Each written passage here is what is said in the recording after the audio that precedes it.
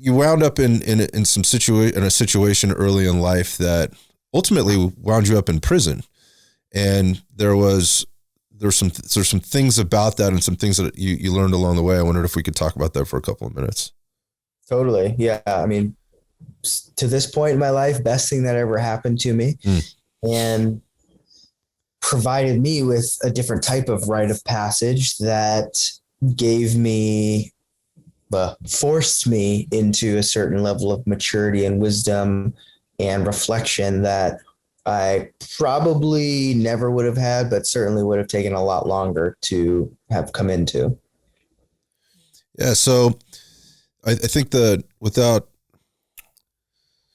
going into all the details, effectively there were some bad decisions made, and, you know, by your own admission, and you wound up in a situation that was outside of your control at this point. And, the way I understand it is basically you're in the state of Texas, and you're locked up, and you're not quite sure how long you're going to be there for, but you're pretty young at this point. Correct me if I'm wrong, but you're in your early 20s. Yeah. 24. So this is after your experience in the sweat lodges. Correct. Yes. However, it is after I was arrested. Gotcha. The initial arrest is really what shook my world and had me open to sweat lodges and things like that. Right. So you've had some experience, you have some insight beyond maybe where the typical 22 or 24-year-old, is at this point. I just wonder if we could kind of get into maybe your time in prison and the things you learned there as a compare and contrast to how you apply those things to your practice now in being a little bit more connected to all the things that are going on around you and with the other people that come into these trips or these experiences. And, I think the quick question is, for the people that are listening, is how did you wind up in this situation, man? How did you wind up in prison as a young man? Yeah. The root of how I ended up in prison was a story that I think is probably familiar for a lot of people. The root is I'm not good enough. And that story was the cause of a lot of mental turmoil. And I think many people have a challenging, high school, adolescent years, but it added to that challenge for me. And that I'm not good enough showed up specifically with women. And so there was a definite, putting women, especially white women, on a pedestal because of my mixed race. I had, questions about my race and my worthiness from that perspective. And when it really came down to it, basically what I say is I chased a woman to Europe, and in order to do that, I stole documents and I sold them. And it was really, this forgiveness that I have, that I kind of speak with candidly, took time, and really I could only ask forgiveness of others or let go of this thing as being something I'm guilty for or something like that, because I've kind of forgiven myself. But it was just a little boy who didn't feel good enough and felt like he had to find love and connection any way that he possibly could. And I think it's a pretty universally human, especially in this day and age, feeling. I would agree. Not feel good enough, to desire to feel loved, and to make some irrational and somewhat downright silly, overcompensation. And it doesn't excuse what I did. Definitely deserved to have had the consequences of my actions, and I forgive myself now. And I'm grateful for all that's come and the lessons that have come from that. So that's what put me in a prison cell. I'm not good enough.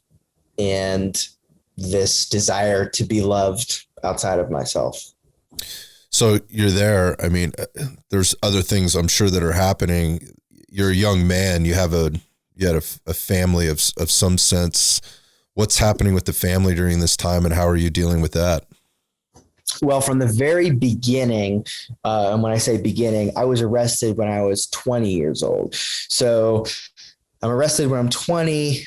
My family's very challenged by the situation. Of course, my parents rally behind me, but they're very disappointed. So they were supportive at some level, they still loved you. It wasn't like you weren't. Okay.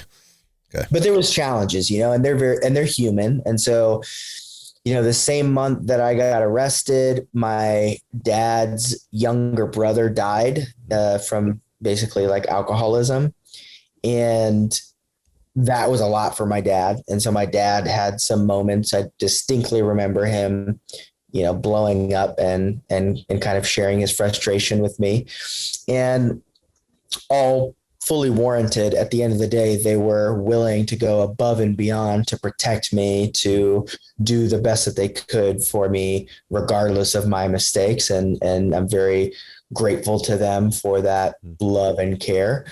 But it was tough. It was a challenge. And, there were things that very much bonded my entire family together. I think now, especially, we're even closer than we were before.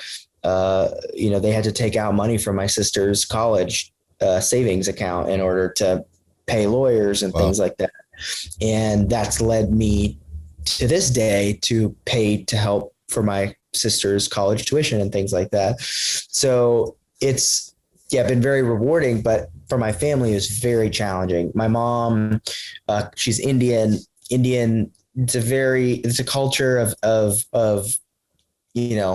what people think of you and status and things like that. And so there was a lot of shame around it, some of which I think she still holds to this day. And going to prison was pretty tough. My sisters were quite young, so they're significantly younger than I was, and they didn't really understand what was going on. My parents didn't really let them know exactly what was happening, and it created a lot of challenge for my entire family. My grandfather had cancer, and I was pretty sure he was going to die before I got out of prison. So it was a pretty tumultuous time for everyone, given the situation, and I had to surrender to that. So what starts as probably a very common challenge for a young man, right, escalates into, through some decision making, escalates into this situation, and now you're in a not so common challenge behind bars and having to wrestle with all kinds of new challenges. When did it become a reality for you that this could be a long-term thing for you? Like you've made this mistake, and how long are you going to have to pay for it now? Yeah, it became a reality when my lawyers told me they don't know how long it's going to be that I was going to be there. That's fucking scary, man. That's scary. Exactly. Yeah. So they had kind of initially suggested that I got an 8-year sentence. So they it was pretty significant. And they had initially suggested I wouldn't do the full amount of time. The judge is going to take me out after a certain number of months. And those number of months, they came and they went, and still nothing.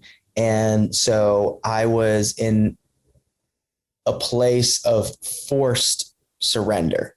Right. Like I had all these expectations. I was counting down the days. And one of the greatest things that I learned about myself and about life in prison was the power and the self-sovereignty and agency that I can have over my life, regardless of my situation. Oh, that's interesting.